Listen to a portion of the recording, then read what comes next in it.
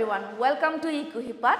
Aji daily newspaper Simplified dot more in Gmail loya hesuke taman gurutopurno bikhoy. Ahok ami topic edale soku fura.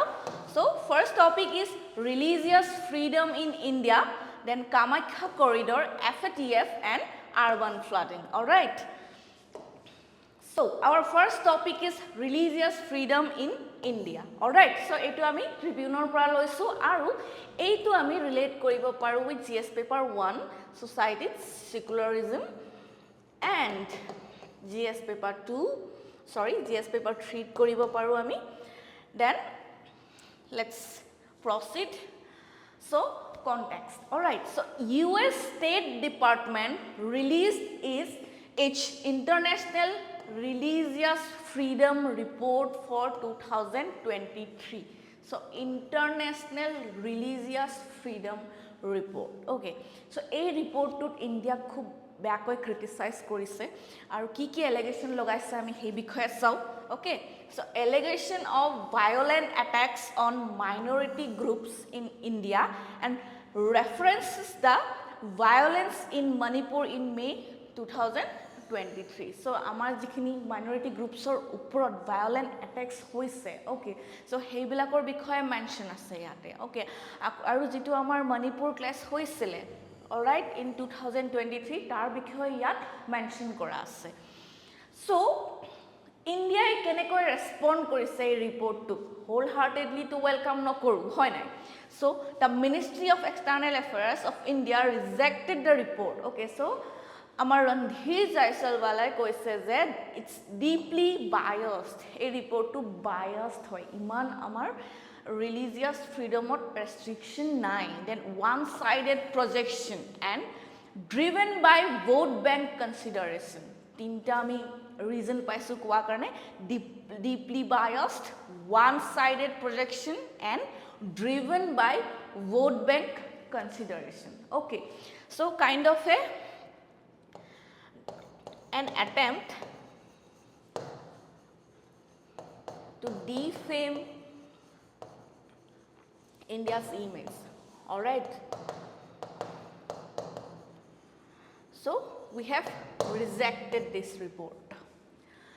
So ki challenges and alleged problems ase amar ei report to amar ki mention kora ase mob violence. So mob violence etu eta burning issue hoy society. We cannot deny that. All right. So usually driven by ideological differences or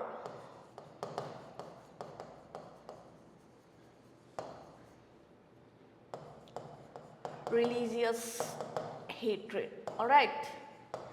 Then so ako social discrimination and economic discrimination ar kotha koise. So social discrimination jetia ami konoba eta particular religion, race ba caste ok ignore koru ya discriminate koru, that led to the economic discrimination jetia ami তেওঁলোকক deprive কৰো যে এইটো কমিউনিটিৰ মানুহে এইটো ৰিলিজিয়নৰ মানুহে এইটো পাব নালাগে তেনেকৈ আমি তেওঁলোকক প্ৰেফাৰেন্স নিদিও দেন এন্টি কনভাৰ্সন লস নিজৰ মানুহে নিজৰ এটা কি হয় যে religion is a personal belief right personal thing so কিতিয়াবা কি হয় যে আনজন মানুহে খুব বেছি ইন্টাৰফেয়াৰ কৰে যে তুমি এইটো ৰিলিজিয়নত কনভাৰ্ট হ'ব নোৱাৰা এন অল তেনেকে হয় নাই so religion anti conversion laws কিছুমান আছে secular governance impact forced religious conversion ebilako amar eta burning issue hoy that we cannot utterly deny these things. Okay, so then ahile restriction on religious expression. So eta ki hoy je it's a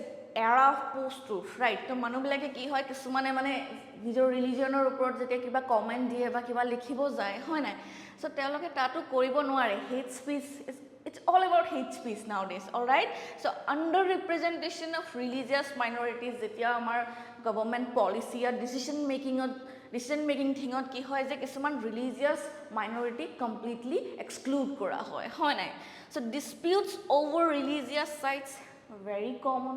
Every day we talk about it. Violence related to perceived blasphemy. Okay, so these are the alleged problems in India in the field of religious freedom in India. Jiketa ami completely deny koribo nuaru. These are undeniable. All right.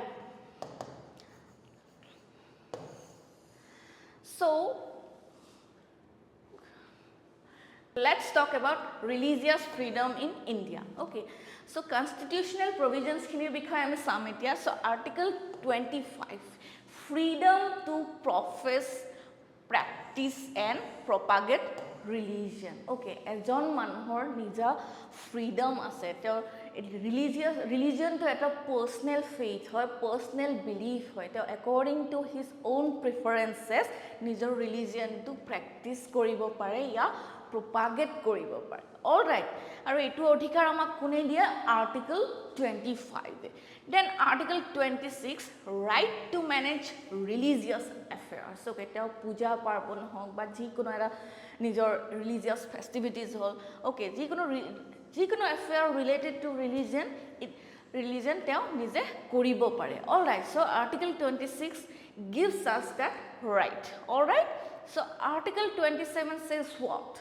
No taxes for promoting any religion. So nijor religion to promote koribo pare aru tar karone kone eku tax ba paisa dibo nalage. All right, then article 28, no forced religious instructions in state funded schools. So state funded schools bilakot kuno religious instruction dibo noare, forced religious instruction kuno eta particular community or religion of, okay, to antu religion or uporot eku instruction follow koribo dibo noare. All right, then article 29, right to conserve minority languages and cultures. Then article 30, right of minorities to establish and manage educational institutions. So these are our constitutional rights. All right, then what can be done? কি কৰিব পাৰো আমাৰ religious freedom to যাতে সকলৰ কাৰণে accessible হৈ যায়, কোনো মানুহে একো ভয় নোহোৱাকে prosecution আৰু ভয় নোহোৱাকে নিজৰ religion to practice কৰিব পাৰে, হয় নাই? So তাৰ কাৰণে what can be done? কি কৰিব পাৰো আমি? So strengthen legal frameworks protecting religious rights. Okay, so religious rights, legal frameworks.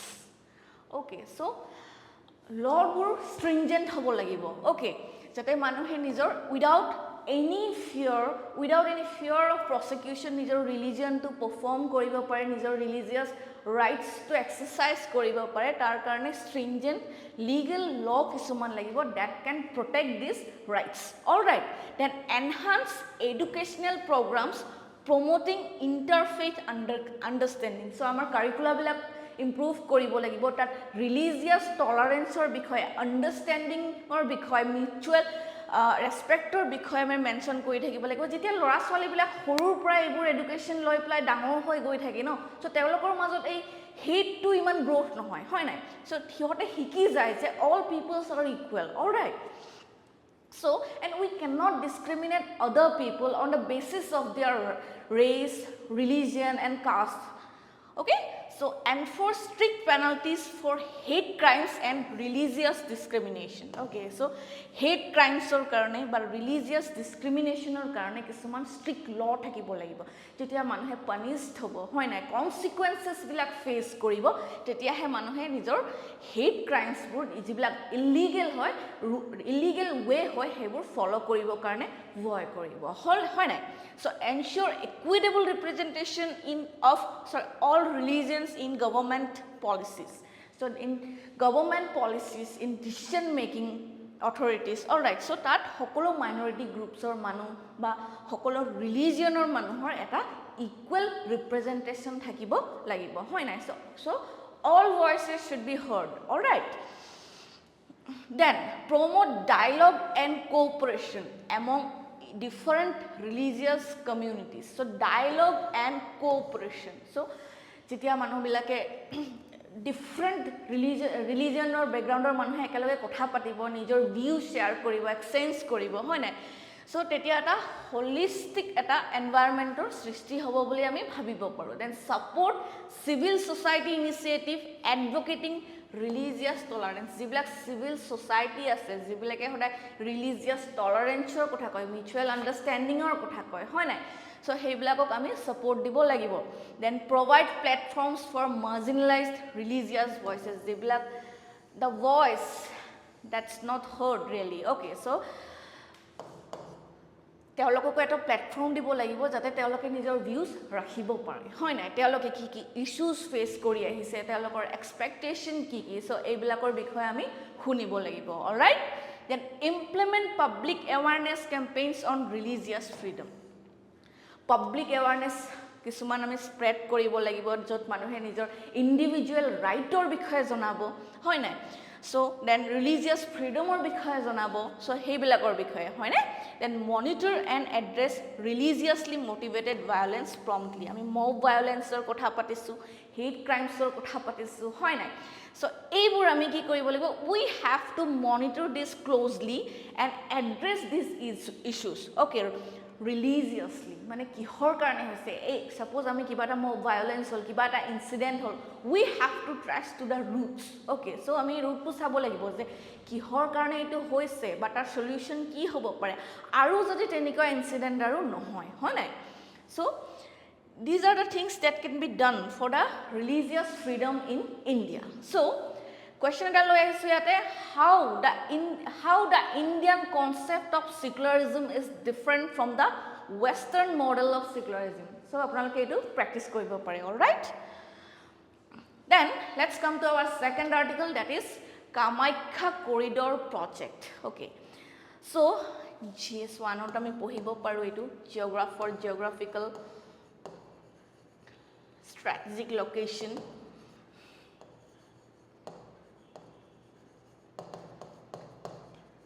then GS3 আমি infrastructure পঢ়িব পাৰো then GS5 for Assam specifics all right so এই টপিকটো আমি at least তিনখন পেপাৰত ইনকালকেট কৰিব পাৰো so কি হয় কামাখ্যা কৰিডৰ আৰু এই বিষয়ে আমি কিয় কথা পাতি আছো আজি all right so amidst controversy over the Kamakhya corridor okay so Kamakhya corridor project to চলি আছে initial phase to already হৈ আছে হয় নাই so তাত কিছু কিছুমান controversy হৈ আছে যে stakeholders বিলাকে কিছুমান issues concern লৈ আছে so তাত কি হয় যে it was assured that it will not significantly alter the river geography of the Nilachal hill okay so Nilachal hill to jot Kamakhya temple to situate ase so tar jitu amar geography ase hoy nai tar jitu amar ecosystem ase hetut kono hani nohoy boli pla eta assurance dia hoise all right so project overview ami ki project etu sa location Kamakhya temple ami kerin man agote Ambubasi melar upor eta article discuss কৰিছো হয় নাই then objective কি হ'ব পাৰে enhance infrastructure of course infrastructure to বহাই আছে pilgrim experiences and tourism okay then features কি renovation new pathways modern amenities and improved connectivity so যেটো আমাৰ renovation and restoration Kamakhya temple to renovate কৰিব restore কৰিব হয় নাই new pathways কিছুমান alternate pathways তাতে easy accessible আমাৰ connectivity হয় নাই so new pathways all right then modern amenities so sanitation then hygiene এইবোৰ আমাৰ কিছুমান modern toilets and all এইবোৰ install কৰিব হয় নাই then improve connectivity যাতে obviously কিমান মানুহ আহে হয় নাই Kamakhya temple to visit কৰিব কাৰণে so তেওঁলোকৰ এটো কি হয় যাতলকৰ যদি সুবিধা হয় আৰু এইটো এটা Kamakhya temple to যেটো হয় এটো এটা গ্লোবাল ডেস্টিনেশন হিচাপে যাতে এটা পৰিগণিত হয় in future okay so তেনেকুৱাকে ইনফ্ৰাষ্ট্ৰাকচাৰ টু ডেভেলপ কৰাৰ পৰিকল্পনা কৰা হৈছে then যেটোৱে কি কৰিব বহুত বেছি tourism sector to improve কৰিব বা attract কৰিব হয় না আৰু tourism sector to যেতিয়া কি হ'ব widen হ'ব যেতিয়া improved হ'ব হয় না মানুহ আহিব তেতিয়া revenue generate হ'ব হয় না revenue generate হ'ব and it will significantly impact the local economy হয় না all right then cultural and economic impact এই project tur pra ki impacts ho cultural significance ki It's the river Shaktipith, hoy na Shaktipith hoy. So jikhon asile and site for Ambubasi Mela. So amar jikhon river 51 to Shaktipith ase on Hinduism, hoy na. So tar eta প্ৰখ্যাত স্থান হয় এটো then economic impact just কথা পাতিলো it boosts tourism creates jobs and increases local revenue হয় না যেতিয়া ইনফ্রাস্ট্রাকচারটো ভাল হ'ব মানুহবিলাকে আহি ভাল পাব ইয়াতে হয় না and it will boost the tourism sector then it will create more jobs it will generate employment and it will increases local revenue all right. So environmental impact and concerns. So environmental impact ki hobo pare. So in case jodi amar Kamakhya corridor upor pencil question ahe ami ei keywords bur dhuniya ke explain kori polai likhibo paru hoy nai. So positive impact green spaces improved water management hoy nai. So green spaces improve water management to bhal hobo and negative impact ki hobo pare ecological disruption so hetu loi pelai kisu stakeholders bilake complain kori asile then pollution eta hoy nai so ki hoy je ami ekidin kotha pati asu je jetia developmental activities bur hoi thake we need to find out the risk prone areas hoy nai aru according to that we need to plan the developmental activities hoy nai so এই যে infrastructure development activities two হৈ আছে so তাত এটা concern হৈছে যে এইটোৱে ecology তাৰ ইকোসিস্টেমটো বা ইকোলজিক্যালি কেনেকৈ প্ৰভাৱ পেলাব পাৰে তাৰ নেগেটিভ ইম্প্যাক্ট কি হ'ব পাৰে তাৰ ইকোসিস্টেমটো ডিসৰাপ্ট হ'ব পাৰে নেকি হয় নাই দেন পলিউশন সো কেদিনমান আগতে আমি পঢ়িছিলো যে কুলসি ৰিভাৰত যেটো আমাৰ মাইনিং এক্টিভিটিজ চলি আছে তাৰ কাৰণে একদম এটা তাৰ যেটো নেচাৰেল ইকোসিস্টেম আছে হেতু ডিসব্যালেন্সড হৈ গৈছে হয় নাই সো ইটোৱে পলিউশন বৃদ্ধি হোৱাত কিমান কন্ট্ৰিবিউট কৰিব পাৰে বাট সো যেতিয়া আমি প্ৰবলেমছ বোৰ আইডেন্টিফাই কৰি লও ন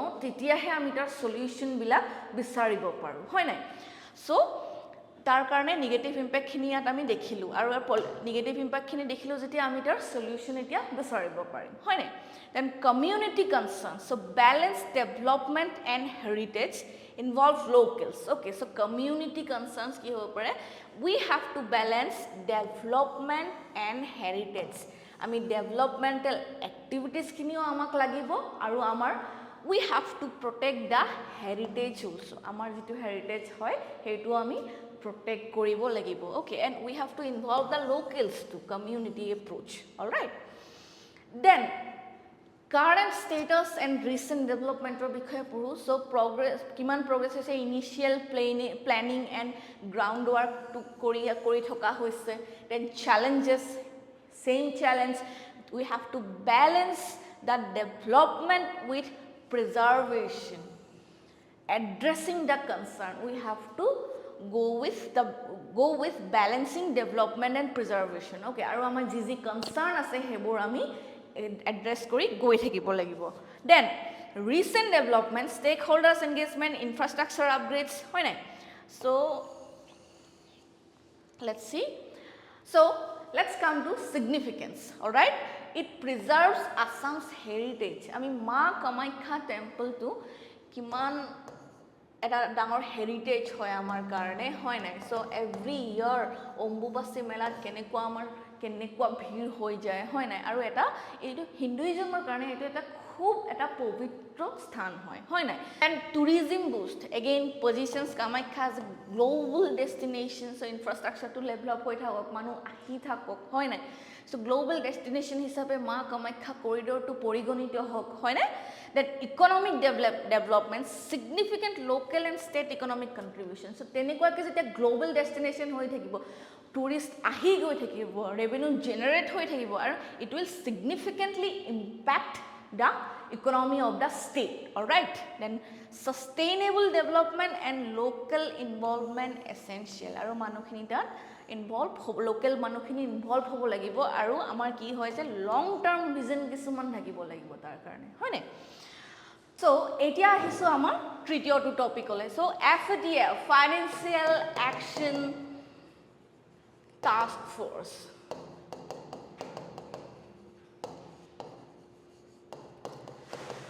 so এইটো বিষয় কেলে চৰ্চাত আছে আৰু এইটো আমি কোন কেইখন পেপাৰত ইনকালকেট কৰিব পাৰো GS paper 2 international relation international organisation and GS paper 3 from economic perspective alright so এইটো আমি আসাম ট্ৰিবিউনৰ পৰা লৈছো FATF hails India's efforts in combating terror funding আৰু ইন্ডিয়া কি কৰিছে প্ৰেইজ কৰিছে লেটস সি ইন্ডিয়া কিহৰ কাৰণে প্লাউড কৰা হৈছে So, India has achieved a commendable level of technical compliance with FATF requirements. So, FATF, Financial Action Task Force, যিয়ে কিছুমান কি কৰে international standard কিছুমান set কৰে. Okay. So, India কি কৈছে ইয়াতে set কৰে কিহৰ কাৰণে to combat money laundering and terror financing. So India কি কৈছে India has achieved a significant milestone কিহৰ কাৰণে so India সেই যিখিনি international standard set কৰা আছে FATF ৰ সেইখিনি তেওঁলোকে commendable level of technical compliance to adhere কৰিব পাৰিছে alright so কি achievement কি sector পাইছে হেতু চাম আমি anti money laundering countering terrorist financing and countering the proliferation of weapons of mass destruction. So, in these three sections, India's efforts have been acknowledged. Alright, then mutual evaluation. India received a positive mutual evaluation report for 23 and 24. Then mutual evaluation, এইটো FATF ৰ এটা initiative হয় এটা part হয় য'ত তেওঁলোকে আনখন দেশৰ terror financing या money laundering বা এখন দেশে কিমান achieve কৰিছে in combating against the terror financing তাত তেওঁলোকে evaluation কৰে so it's like a peer review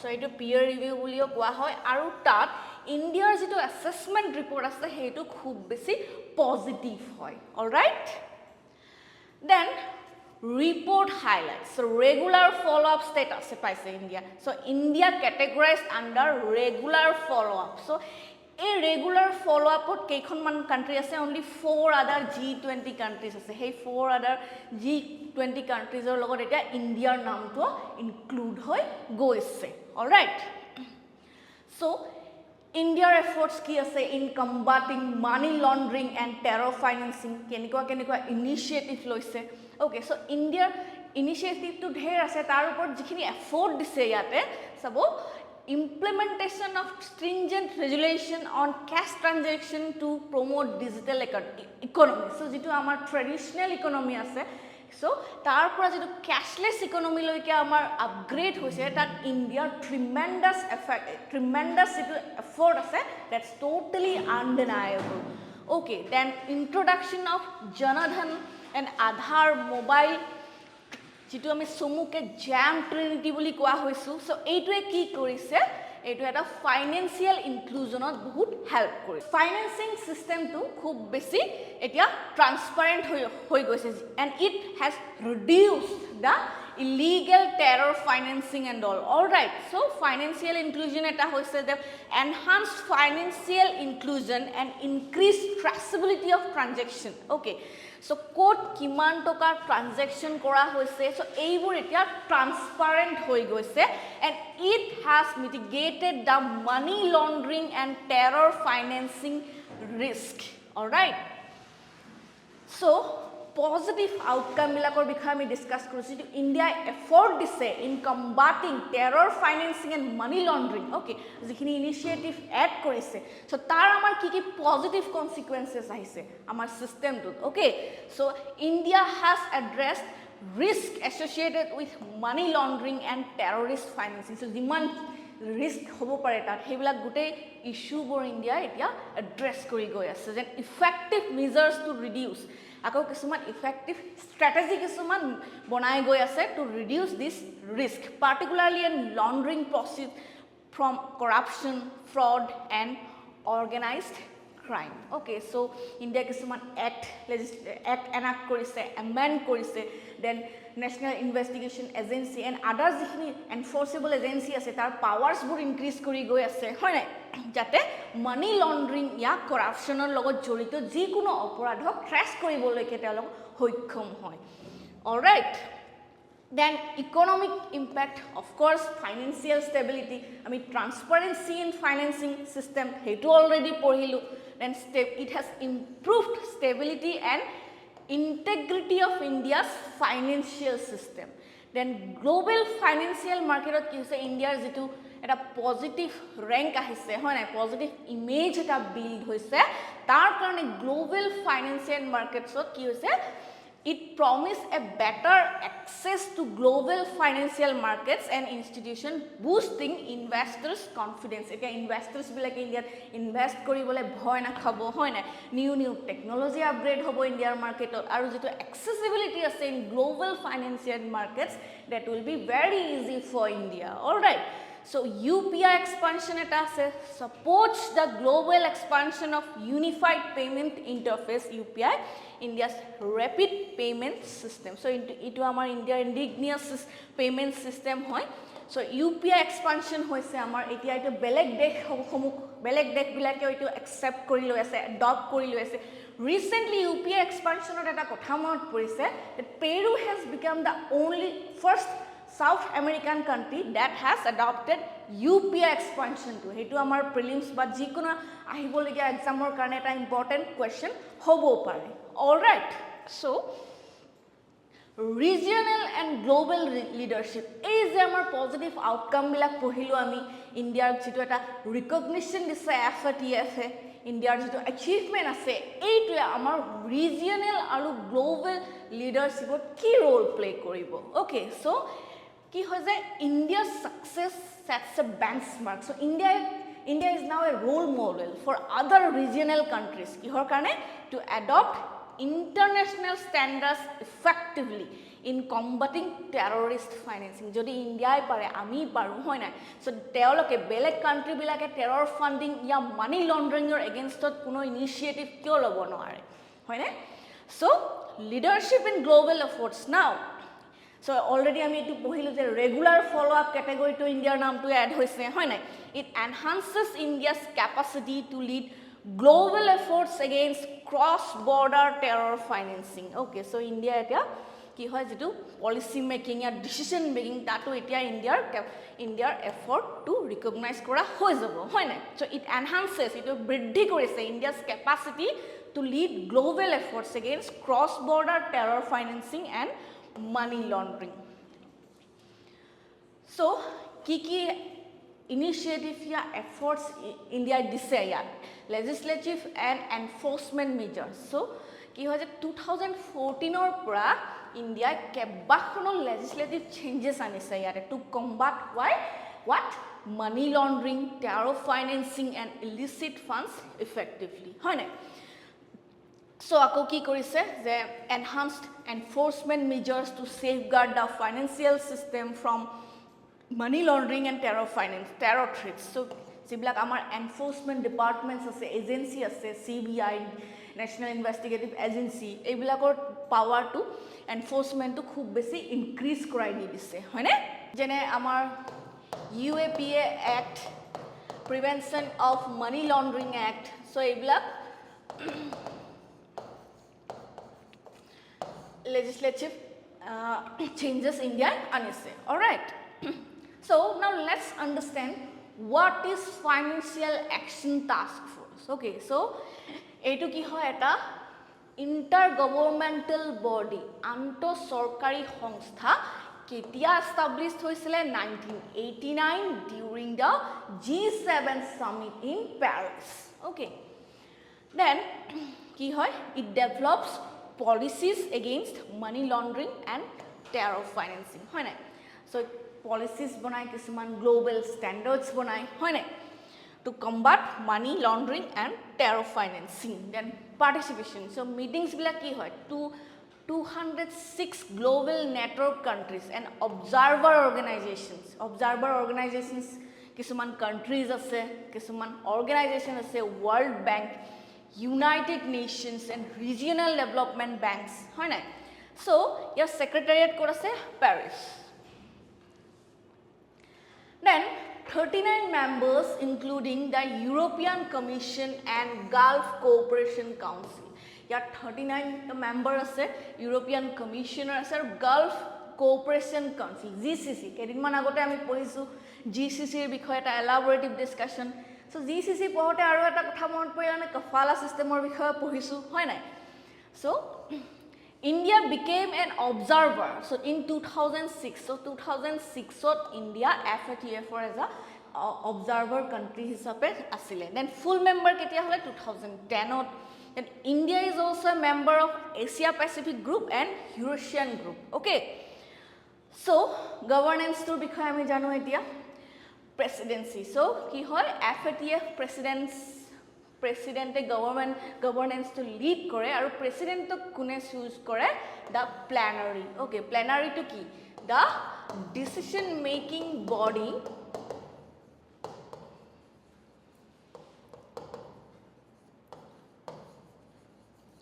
of FATF all right and the plenary supervises the secretariat and leads meetings all right then decision making the FATF plenary the decision making body meets 3 times per year so tinibar teoloke meet kore tinibar teoloke meeting kore hoy nai so decisions are taken by consensus with any 3 members able to exercise a veto on an actions okay so mutual decisions loa hoy yate and 3 members are able to exercise veto on an action okay veto power teoloke use koribo pare hoy nai so FATF initiatives kini sawami so it develops FATF recommendations to prevent organized crime corruptions and terrorism so international standard kisuman set kore policy kisuman banai guidelines kisuman banai ei bikhoy ami already jani ahisu and effective money pursuit it helps authorities means the executives right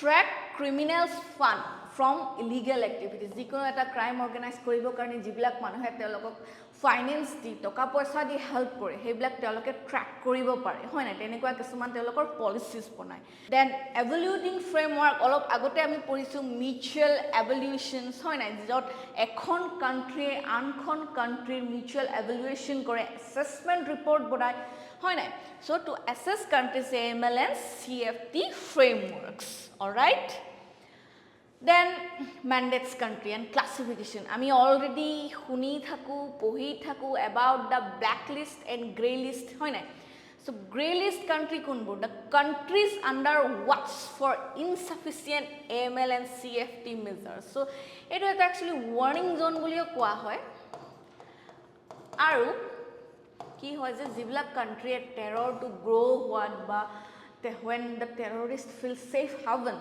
okay to stay in those countries so teo behavior country grey list kora hoy aru grey list ki hoy grey list kora country khine eta warning zone hisabe dia hoy jikhini ako blacklist koribo so high risk jurisdiction suppose North Korea Iran jikhini ekdom non cooperation hoy thake hoy nai so jot mane terrorist feel safe haven to conduct any activities hoy nai so hebilak hol blacklisted countries all right then consequences ki hobo pare ji kono country ekhono grey list kora ya black list kora tar consequences kesuman thakibo hoy nai so ki hoy je economic sanction from IMF World Monetary Fund World Bank okay so and ADB so ebur ki hoy je teloke ji kono international relief poa ba loans poa ebilakot economic sanction logai dibo pare then ki hoy je problems obtaining loans and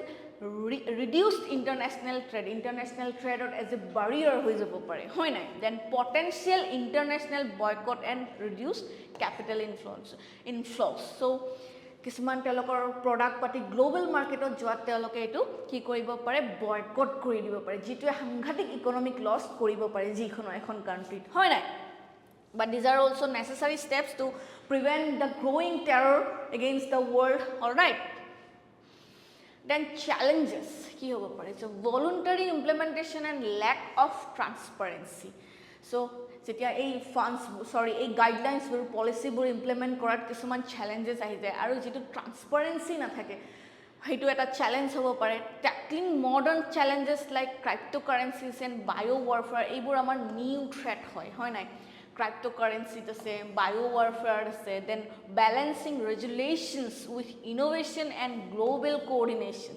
Okay, so regulation with innovation and global coordination. It ami balance koribo lagibo hoy na global coordination.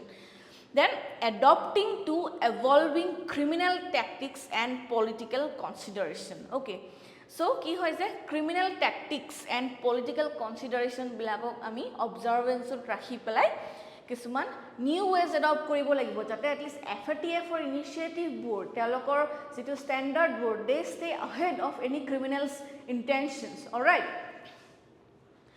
then India ki legislative frame কৰিছে under FATF বা FATF or standard সমূহ meet কৰিব কাৰণে. So Unlawful Activities Prevention Act 1967, Foreign Contribution Regulation Act, Narcotic Drugs and Psychotropic Substances, then Prevention of Money Laundering Act hoy nai. So aru kekhon man ase suppose economic fugitive of economic offenders act enekwa ke hoy nai. So ebor hol amar India's legal framework. Then এটা institution established korise that is Financial Intelligence Unit India. Okay, that is established in 2004 under Ministry of Finance. And let's see way forward. So FATF to eta গুৰুত্বপূৰ্ণ বিষয় হিচাপে পৰিগণিত হ'ব পাৰে আপোনালোকৰ আহিবলগীয়া mains এক্সামৰ কাৰণে হয় নাই. So regular reviews, periodic assessment of FATF standards and adopt to financial crime records. So কি হয় যে FATF for standards for requirements for guidelines for implement hoise ne nai hebilak ami regularly check kori review kori thakibo lagibo boli koise hoy nai. So ki hoy je regular jete assessment hoi thake then we can or they can understand that code ki improvement or dorkar ase hoy nai aru potential barriers bur setbacks bur aru according to that we can find the solutions. All right, then capacity building, technical assistance to help developing countries implement FATF standards. So jibilak developing countries ase teoloke FATF for regulation standards ebilak meet koribo karone technological support teolokor asene nai ebilak check kora jori nai teolokok hekhini support dia aru teolokok policies bur implement koriboloke subidha kori dia to eta amar লক্ষ্য হয় নে কৈছে হয় নাই. So first আমি cryptocurrency and AI use কৰিব লাগিব teolokor ideas bur leverage কৰিব লাগিব যেটো emerging risk আছে with associated with cryptocurrencies and artificial intelligence hebla mitigate koribo karone. All right, then enhanced collaboration, so greater coordination with international organizations like Interpol and the UN. So jibilak global institutions ase teolokor logot coordination and cooperation to bridhi korato eta way forward hoy. Then transparent assessment, maintain transparency in evaluation process to provide clear insights and improvement areas hoy nai. Situ amar periodic assessment hobo jibilak tar reports hobo hebla ki koribo lagibo ami maintain transparency in evaluation process. Etia mutual evaluation process to hoy asile hoy nai jot India significant milestone achieve kora boli apply acknowledged hoise. So e ways bilakor ki hoy eta transparency maintain korile bhal boli koise jate belek countries bilakeo ei ideas bur gom pabo pare hoy nai hetu koise. So according to that implement koribo pare. So yar eta question loi oha hoise to discuss how emerging technologies and globalization contribute to money laundering, elaborate measures to tackle the problem of money laundering both at national and international levels. Right, etia ahisu ami amar hekhor topic ole that is urban flood. Okay, GS1 ot ami koribo paru etu then GS3 to koribo inculcate koribo paru. So let's see urban flood or bikhoye ami kyo kotha pati asu. So let's understand the context. So neglect by civil authorities has left over 3,000 residents at Bohistapur Island for battling severe waterlogging due to encroachment of natural water channels. So kihor karone enekwa problem gur create hoy jetia amar natural water cycle to blocked hoy jay hoy nai. Etia manu bilake jot tot ghor bandhise in হয় নাই construction কৰিছে and all তাৰপিছত যিটো natural water cycle আছে সেইটো block হৈ গৈছে আৰু পানীবোৰ বৈ যাব পৰা নাই তাৰ কাৰণে এনেকুৱা এটা ৱাটাৰ লগিং চিটুৱেশ্যন এটা ক্ৰিয়েট হৈছে alright So what is urban flooding? So urban flooding is the inundation of land and property in densely populated areas. So ki hoy jetia amar exceeding capacity to nohua hoy jay city drainage pattern or in drainage pattern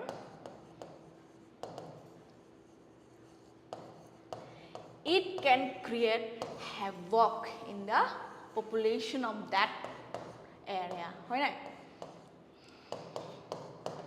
পানীবোৰ জমা হৈ থাকে flood হৈ থাকে আকৌ গৈ ply সময়ত বহু টাইমলৈকে এইটো কন্টিনিউ হৈ থাকে আকৌ কি হয় প্ল্যান প্ৰপাৰ্টি এইবোৰ গুডে ক্ষতি সাধন কৰে হয় নাই সো তেনেকুৱাকে সো যেতিয়া আমাৰ ড্ৰেইনেজ কেপাসিটিটো পাৰ হৈ যায় তেতিয়া তেনেকুৱা হৈ যায় due to heavy rainfall or continuous precipitation alright so কি হয় ডিফাৰেন্স ফ্ৰম ৰুৰেল ফ্লাডিঙৰ পৰা এইটো কেনেকৈ ডিফাৰেণ্ট হয় so urbanisation increases flood peaks by 1.8 to 8 times and volumes by up to 6 times urbanization actually aru eta word eta include koribo lagibo that unplanned urbanization all right so eto ki koise flood jeneke hoi thake no floodor jitu etia severe effect hoise eto khub besi porimane bohai tolise why due to unplanned urbanization poor infrastructure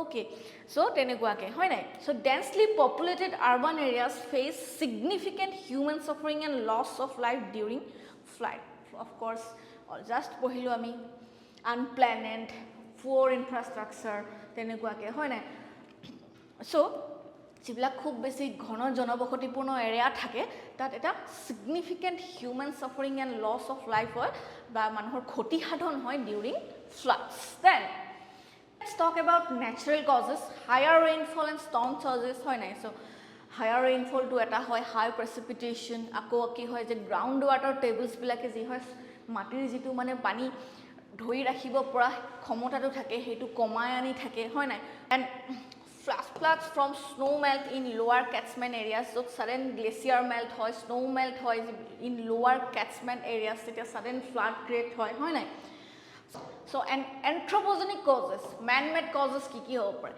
encroachment on drainage areas climate change disrupting rainfall patterns pollution choking water pathways illegal mining causing soil erosion unplanned dam water release and poor flood governance Alright, so ki hoy je encroachment on drainage area. So last time jetia flood management or upor kotha pati asilo hoy nai tetia ami poisilu je about hazard mapping and all hoy nai je ami jekhini vulnerable area ase ya vulnerable population ase we have to identify those okay jetia ami kuno eta developmental activities log tenekwa eta area so first we need to identify those vulnerable areas all right then after that we need to discuss construction or any developmental activities in those area and if we can't do that ki koribo lagibo tetia hole then we have to adopt the safety measures all right so then climate change disrupting rainfall patterns this is also a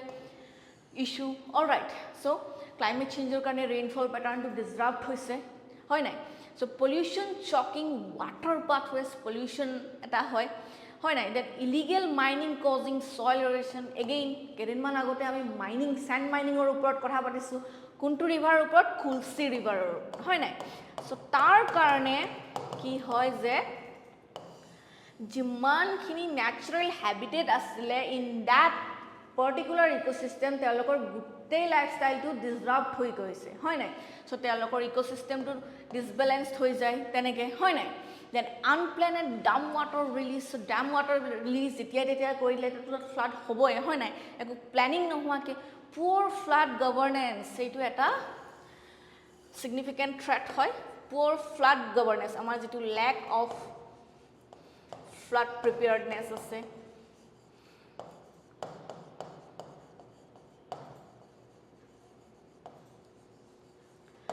then unplanned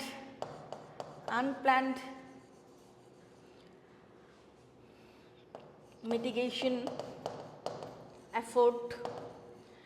So tenekwa, so এইবোৰ আমাৰ যিটো poor flood governance আছে, যিটো poor infrastructure আছে to tackle these causes. So these are the issues that needs to be addressed. All right.